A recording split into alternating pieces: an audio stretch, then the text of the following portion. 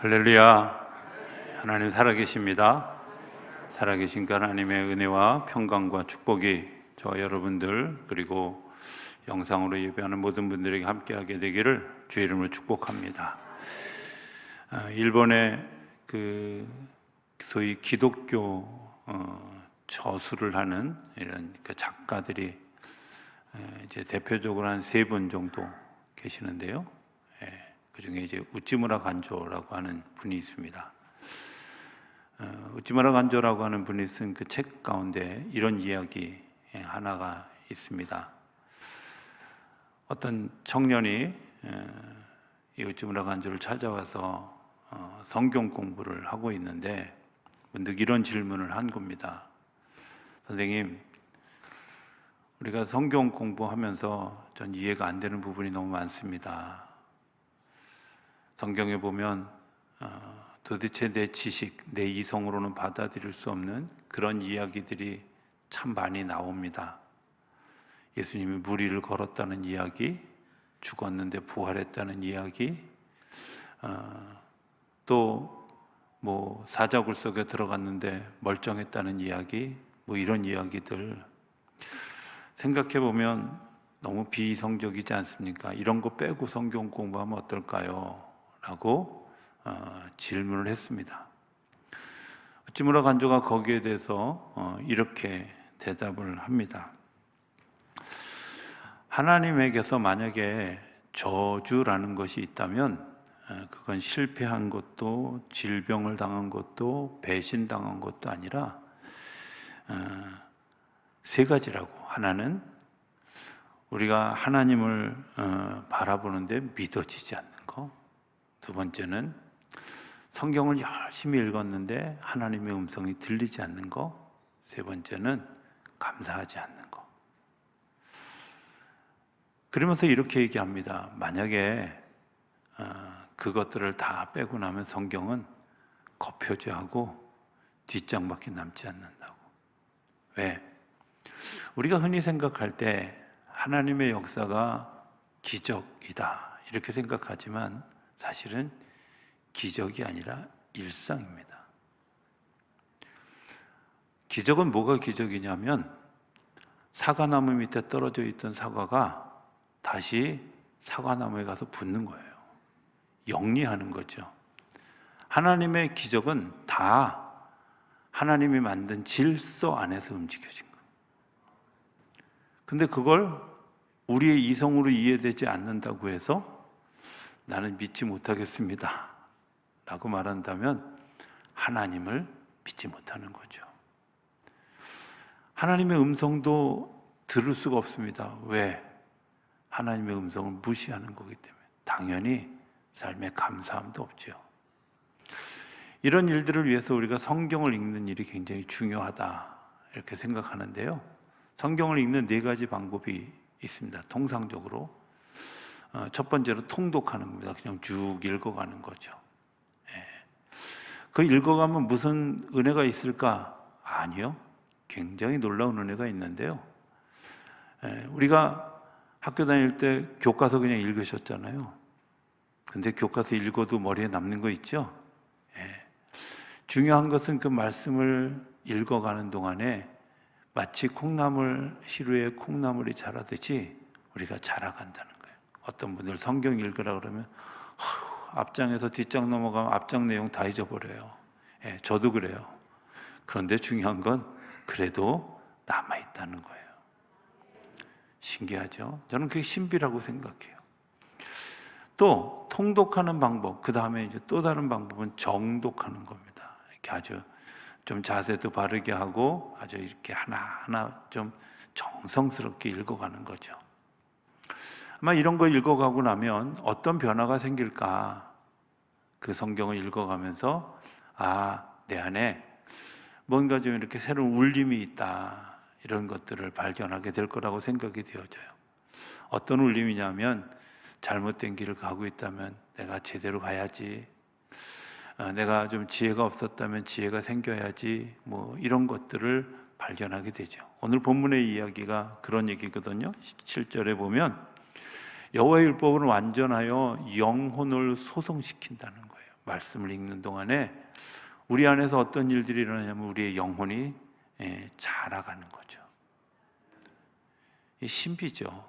우리가 어떻게 읽었는데 우리의 영혼이 자랄까? 또 여호와의 증거는 확실하여 우둔한 자를 지혜롭게 하며, 지혜하고 지식하고 꼭 비례하지 않습니다. 지혜는 정말 하늘로부터 주어진 것이다, 이런 걸 느끼게 되는데요. 우리 여자 권사님들, 여자 장로님들, 올해 연세가 이제 80이 넘으신 분들은 사실은 학교를 다닐 분위기가 아닌 때에 자라셨잖아요. 그래서 어떤 분들은 한글도 잘 모르는 분들도 있어요. 근데 제가 깜짝깜짝 놀라는 건 그분들하고 대화하고 그분들하고 신방하다 보면, 야, 어떻게 저런 지혜들이 있을까? 저분이 한글을 좀 배우고 공부 좀 했더라면 글쎄 대통령은 좀 빼더라도 장관쯤은 다 해먹었을 분들인데 그런 지혜로움이 있어요. 근데 예수 믿는 사람들에게만 있더라고요. 하나님의 말씀이 우리를 지혜롭게 하는, 8절에도 보면 이렇게 얘기합니다. 이번엔 또 천천히 올라오는군요. 여호와의 교훈은 정직하여 마음을 기쁘게 하고. 하나님의 말씀을 읽으면 내가 의도적으로 정직하려고 하는 게 아니라 거짓말하면 힘들어져요. 마음이 불편해져요. 다른 분들도 느끼는지 모르지만 저는 비교적 신호등을 비교적이라는 말은 가끔 실수해서 지나가는 때도 있고, 그러니까 비교적이라고 얘기하지만 어쨌든 잘 지키는 편입니다. 왜냐하면 제가 준법 정신이 철저해서가 아니라 그 신호를 지나가고 나면 마치 내가 사람을 친 듯한 기분, 또 차와 부딪힌 기분을 느껴요. 그러니까 못 지나가게 되더라고요. 아마 성경을 읽으면 그런 거 아닐까요? 우리가 정직하지 않은 것 때문에 내가 마음에 불편하고, 진실하지 않은 것 때문에 내 마음속에 부담이 되어지고, 이런 것 때문에 가급적 거짓말하지 않으려고 하고 진실하려고 하고, 또 여호와의 계명은 순결하여 눈을 밝게 한다. 순결해지는 거죠. 말씀이 우리 안에 들어오면 어떤 일들이 일어나요? 순결해지죠. 그래서 제가 호가 순진했잖아요.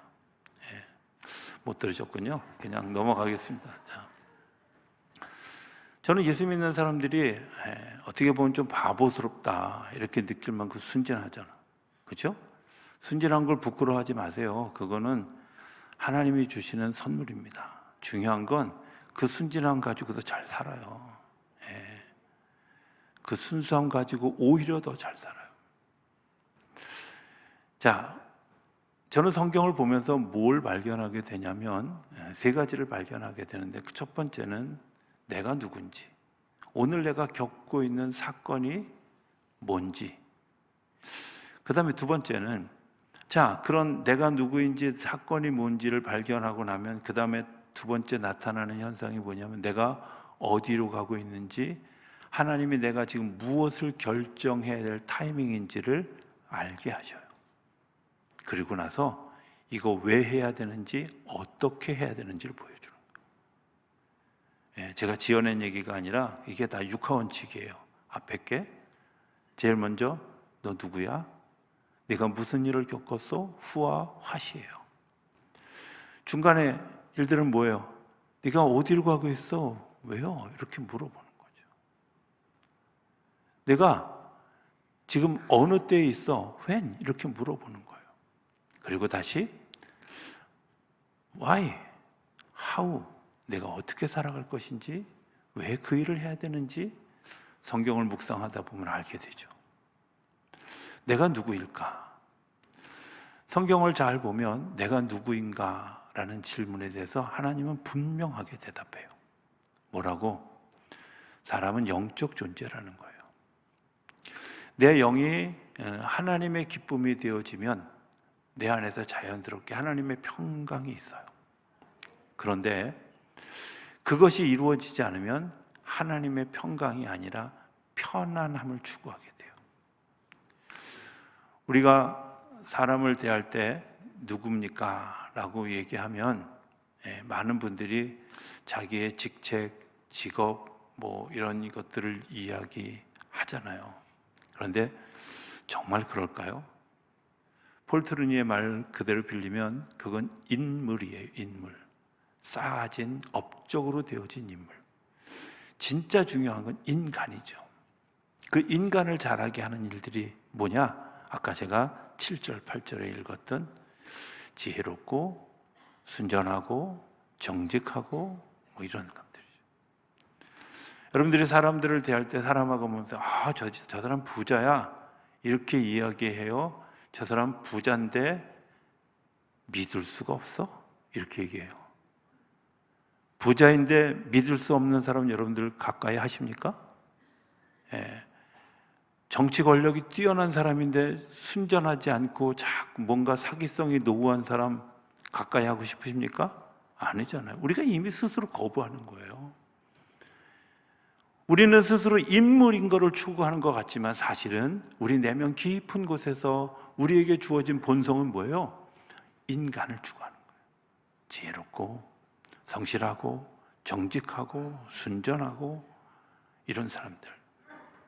성경을 읽으면서 성경을 이제 읽어가면서 정독하고 제가 또 뒤에 줄독이라는 말을 썼는데 줄독은 성경을 줄쳐가면서 읽는 걸 줄독이라고 그래요. 술독이 아닙니다. 줄독입니다. 줄독. 근데 그게 왜 내가 이 말씀이 내게 부딪혀 와서 레마가 되어진 거예요. 나에게 들려주시는 말씀이 되어진 거죠. 그래서 그 말씀 붙들고 살아가는 거예요.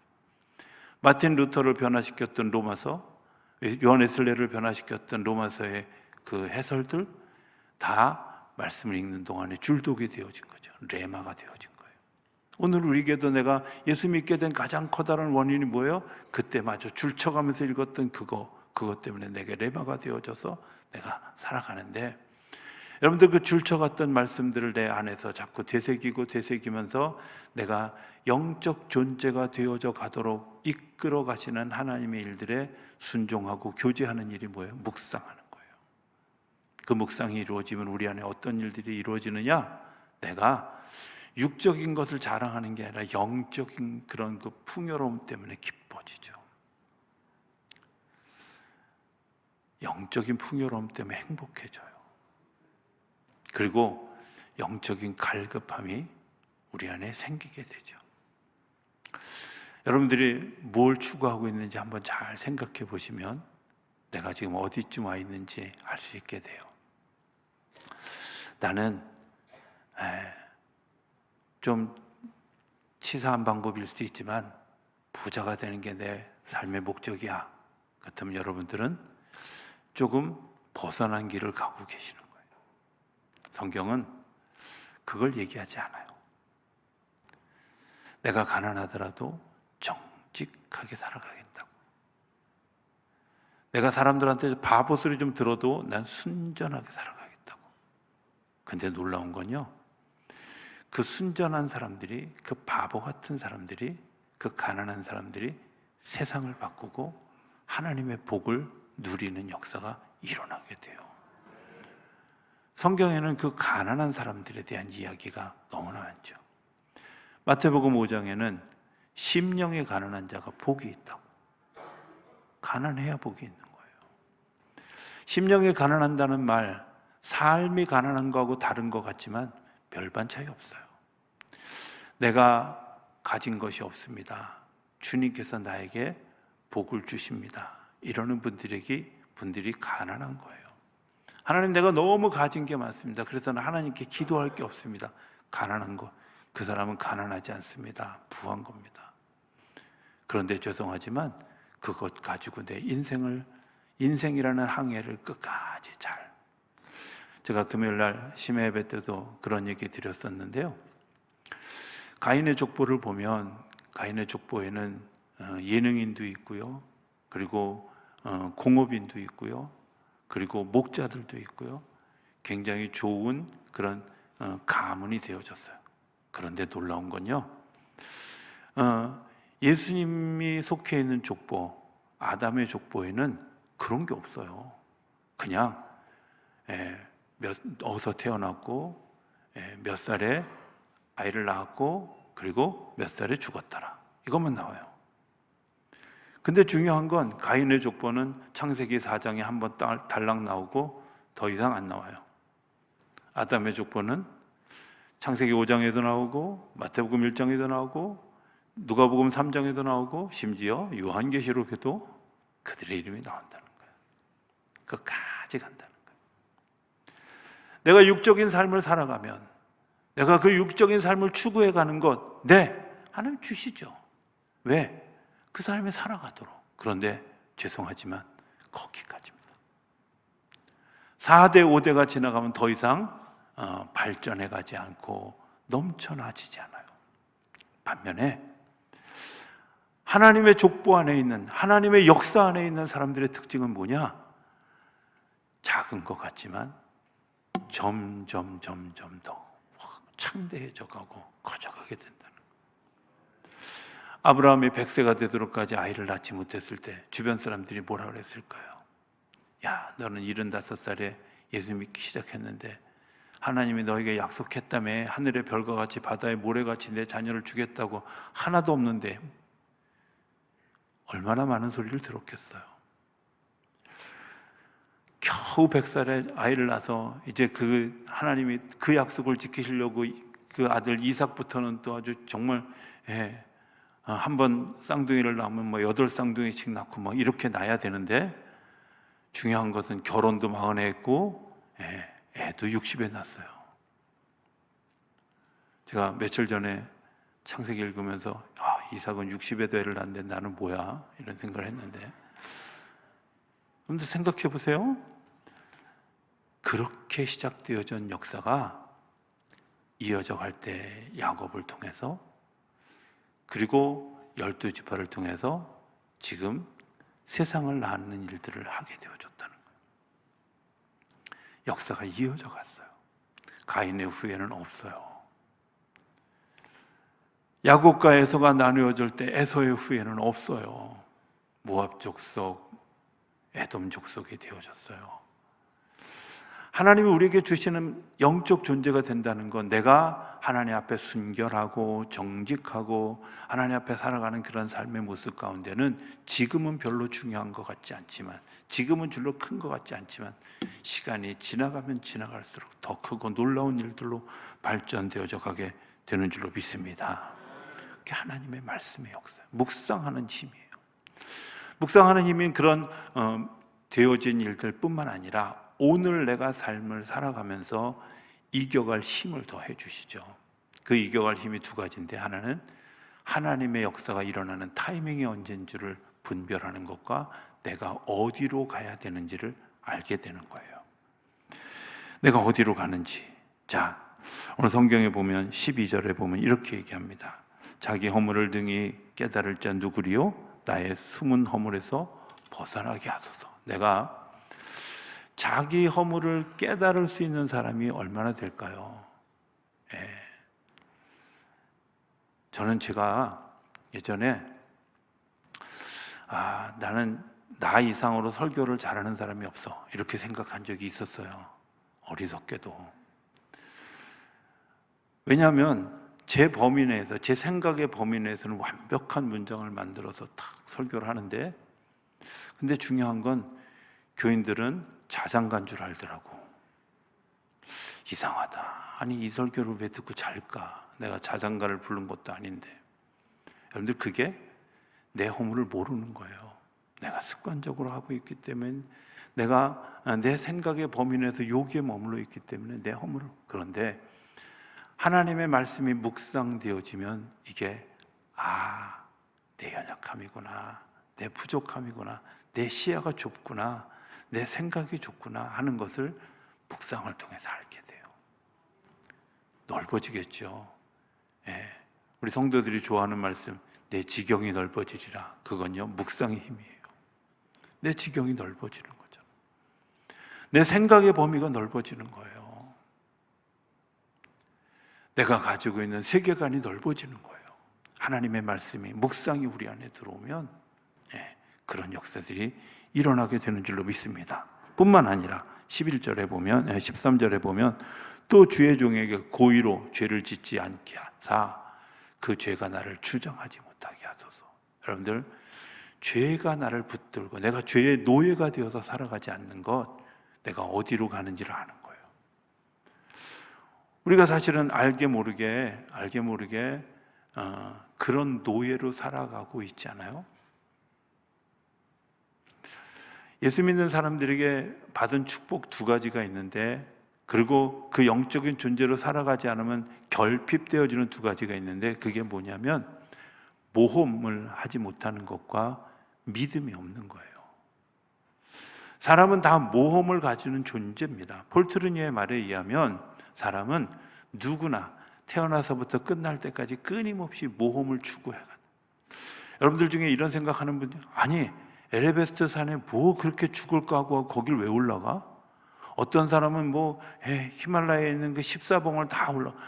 아니 나는 하나도 안 올라가겠다. 뭐하러 올라가? 그런데요, 그런 그 도전의 마음, 모험의 마음을 하나님께서 주시는 거죠. 그것 때문에 그곳에 무엇이 있는지를 인류가 알게 하고, 그것 때문에 가지고 있는 미개척지를 개척해가는 힘을 하나님 우리에게 주신 거예요. 남극과 북극의 처음에 그 깃발을 꽂았던 그 사람들, 그 어마어마한 추위를 지나면서 왜 거기에 하나님이 우리에게 주신 모험이라고 하는 본능이 우리 안에 있는 건데, 이 본능을 제어하지 못한, 본능을 우리가 자꾸 가로막고 자꾸 통제하면 어떤 일들이 생기냐면 다른 쪽으로 모험심이 발달하는 거예요. 그걸 사고 친다 그러는 거예요. 그걸 타락한다 그러는 거예요. 하나님 우리에게 주신 모험이 선한 모험, 거룩한 모험, 창조적 모험이 있는데 이 모험을 할 수 없게, 또 믿음을 가지지 못하게 하죠. 묵상하지 않는 사람 믿어지지 않아요. 여러분, 믿음이 보입니까? 나는 저 사람 믿을 수 있어. 뭘 보고 믿어요? 겉모습 보고 믿으면 사기당하기 딱 맞아요. 그잖아요. 뭘 보고 믿는 거예요? 믿음이라는 건 보이지 않지만, 말 그대로 보이지 않지만 보는 것처럼 믿는 거잖아. 근데 그거는 하나님의 말씀이 묵상되어졌을 때 비로소 하나님이 우리에게 그것을 알 수 있는 지혜와 분별의 능력을 주시는 거예요. 그게 하나님이 우리를 살아가게 하는 힘이죠. 죄를 짓지 않아야 되는 이유, 하나님의 지혜가 우리 속에서 빼앗아 와서 기근이 생기는 일들. 마지막 12절에 14절에 보면 이렇게 얘기합니다. 나의 반석이시여 나의 구속자이신 여호와여, 내 입의 말과 나의 마음의 묵상이 주께 연락되기를 원하나이다. 제가 기도하는, 오랫동안 기도하는 기도가 있는데, 그 기도가 뭐냐면, 제가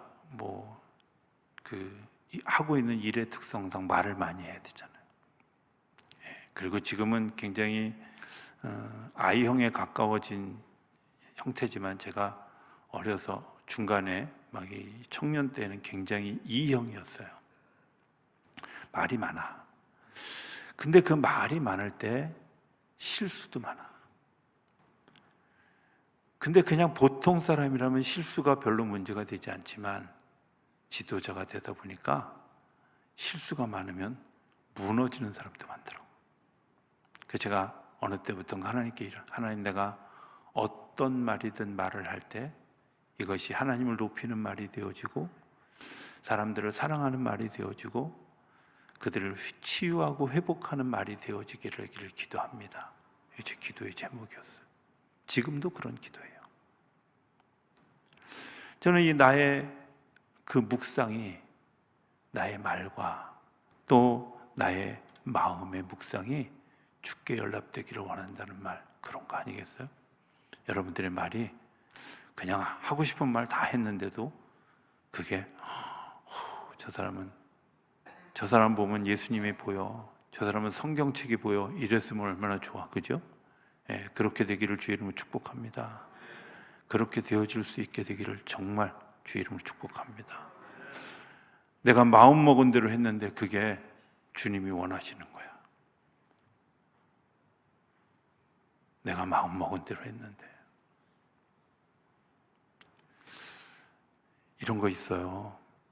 내가 마음먹은 대로 했는데 주님이 바라보면서 얘야, 내가 너 때문에 근심스럽다. 내가 너의 그런 마음 때문에 근심스럽다. 어렵잖아요. 그런데요, 내가 마음먹은 대로 했는데 너 하는 일을 보니까 너무 기쁘다. 내가 너 하는 일을 보니까 너무 마음이 좋다. 적어도 우리의 마음이 그래야 되지 않겠어요? 우리의 말과 우리의 마음의 묵상들이 그게 주께 연락되어지는 거죠. 저는 우리 성도님들 한 분 한 분이 묵상을 통해서 그런 은혜, 그런 역사를 누리게 되고, 그렇게 되어질 때 결론, 내 안에 하나님의 평강이 임하고 가정에 하나님의 나라가 되어지고 속회가 하나님의 나라가 확장되어지는 도구가 되어지고 교회가 하나님의 나라의 전초 기지가 되어져 가는 역사가 일어나게 될 줄로 믿습니다. 내가 먼저 묵상해야 될 이유, 우리 안에 하나님의 공기, 평안함을 누리는 역사가 일어나게 되기 때문입니다. 그런 역사의 주인공이 되는 저와 여러분들의 삶이 되어줄 수 있게 되기를 주의 이름으로 축복합니다.